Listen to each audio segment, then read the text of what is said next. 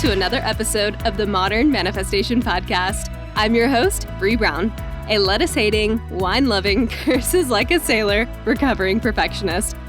Having thrived in a male-dominated, commission-based industry, I'm passionate about helping women boldly pursue their life goals. In this space, we build confidence with our mindset, manifestation, and spirituality. I believe that your life manifests as a result of who you are, not what you do, and that your personality creates your personal reality. Join this growing community to increase your net worth by increasing your self-worth. Now let's jump into today's topic.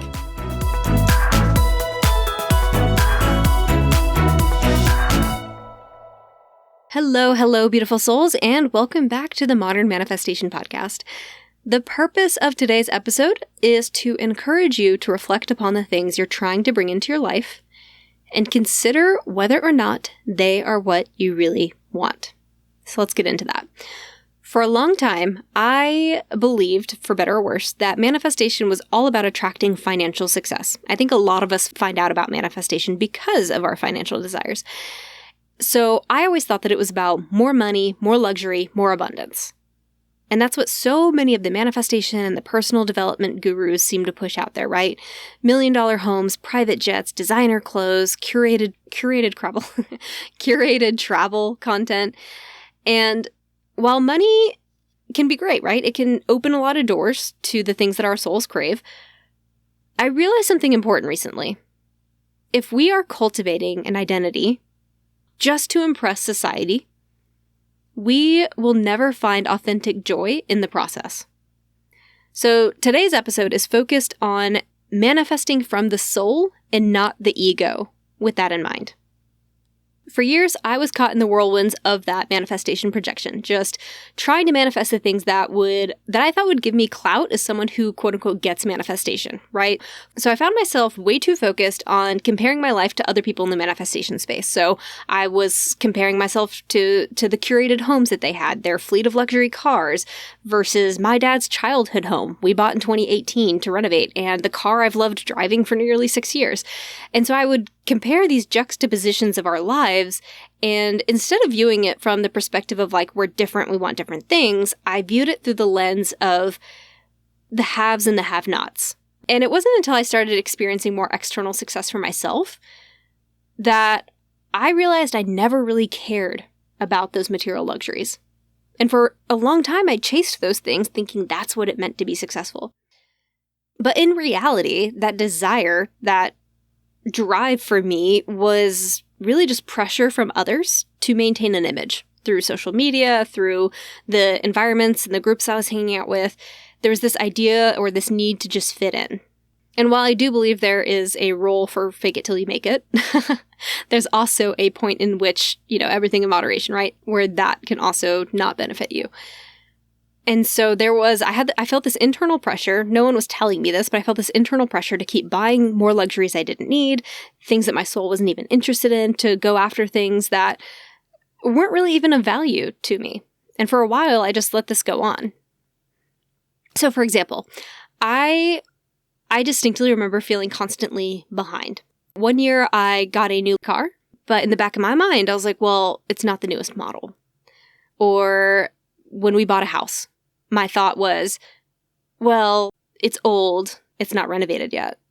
Or when we went on vacation, I'd be like, well, we didn't fly private, couldn't get that cool video. It sounds stupid now when I say it, but these are the things that just like flashed through my mind, right? The things you don't normally say out loud. But I guess the benefit and the curse of having a podcast is that a lot of times I do say those things out loud. But it was that constant comparison. And there's that quote that I love that says, comparison is the thief of joy. So true. It keeps you from staying in a place of gratitude. And honestly, I found that energy also very draining because I felt like I could never catch up. I could never do enough. I could never really be enough. And for me, that's what it was about, is not having the self-worth to feel like I was worthy without the external, the material things around me. And thankfully, I eventually realized that lifestyle wasn't for me. I mean, I wear Birkenstocks and UV shirts on the weekends. I'm not exactly the private jet designer wearing type, right? Yet there I was chasing these new cars and luxury travel like they meant something to me, trying to mold myself into what I thought success should look like. And it's taken me years, honestly, to realize that the version of success that I was after wasn't mine. It's just what I thought I should want. And for so long, I was trying to fit a mold that didn't belong to me. Kind of like I was masking my true self behind the thread count of a J. Crew sweater. Or the wheel of a Lexus. Like, I was creating an image of success that looked shiny on the outside, but was not authentically me. And listen, if designer bags, high-rise condos, luxury travel, if that stuff lights you up, that's amazing. Great, that is so good for you. I'm not here to shame anyone's desires or yuck anyone's yums. I'm just saying that those things weren't my desires. I was manifesting from my ego and not my soul. And when we manifest from our ego, it's like chasing smoke. It looks impressive, but you can't grasp it. It doesn't nourish you. And I have nothing against trying to manifest more money. Money can help us access what our soul truly craves. But if we're seeking to manifest a persona to please society, and we're trying to use the money for that, then we'll never find authentic joy throughout the process. Instead, you might find yourself years later with all the things you thought you wanted and wondering, what's missing? Why am I not happy? That's why. If you're not chasing the things that light your soul up, you will find yourself feeling lost and empty later. So instead of chasing these things, let's ask ourselves, what is behind the desire for money? Because money is just a means. It's not the end game. And when we obsess over it, we can trap ourselves in that scarcity mindset, constantly grasping, never satisfied, always feeling like it's not enough, never stopping for a moment of gratitude, wondering why you haven't gotten it yet. So instead of obsessing over the concept of money or the material goods it might be able to give you, what if you changed your approach? What if you experimented a little with that energy? So, for example, instead of focusing on the money you want to manifest, what if you focused on the thing that you want the money for? So if you want more travel, what if you just focus more on the type of travel experiences you want, as opposed to the money to pay for them? Or if you want a bigger house, focus on manifesting the space that you dream of, instead of how much money you need for whatever house that might be. Or, taking it a step deeper, getting into like kind of quasi-therapy questions here, why do you want that bigger house? Going deeper into that question. Is it for external looks? Is it to be perceived and respected within your family or by your family members? Or is it something else? Is it for peace or safety or room to breathe? A space that you can make your own, that you can retreat to? Whatever it is, go deeper. Make that your focal point. Let that guide you. When we manifest from our egos, we're often focused on money as a means. We're focused on what money can do for us, how it changes the way we're perceived by others. It's usually other-driven or externally driven, not internally. Instead, if we focus on the emotions or the feelings that the things we want will give us, that's when we start to shift. It's subtle, but it's a shift. That's when we're more focused on what our soul is seeking. Because when we're focused on joy or happiness or peace, that's internal. It's not externally focused. It's internally focused. That's when you're starting to get in tune with your internal desires, your heart, your soul. So instead of focusing on money for travel, what if you focus on what the travel will give you? Will it give you a sense of awe? Do you just want to experience beauty? Do you want to feel wonder? Manifest that feeling. Visualize that moment. What does that moment do for your internal biology? Does it make your soul sing? That's what we're after.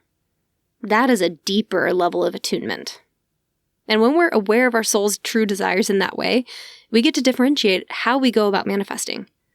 We get to create a life that is meaningful to us because we're moving ourselves toward a more fulfilled version of our lives. So we won't get there feeling lost and empty because we've manifested a feeling and not just a thing. So instead of focusing on manifesting more money, focus on what you really want, what gets your soul excited, what lights you up. Because money is often the vehicle, but it's rarely the destination. And when we tune into our internal state, we change everything, we shift everything. And manifestation starts to become more intuitive, more aligned, more joyful. We stop trying to impress, and we start trying to feel. You don't need to want what everyone else seems to want.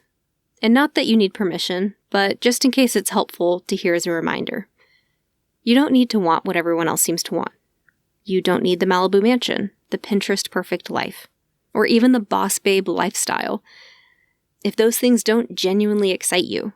You can focus on joining a ceramic studio, or creating a cozy reading nook in your home, or just enjoying peaceful Sunday mornings. If that's what it looks like to have it all for you, go after that. Your dreams are valid, no matter how simple or unconventional.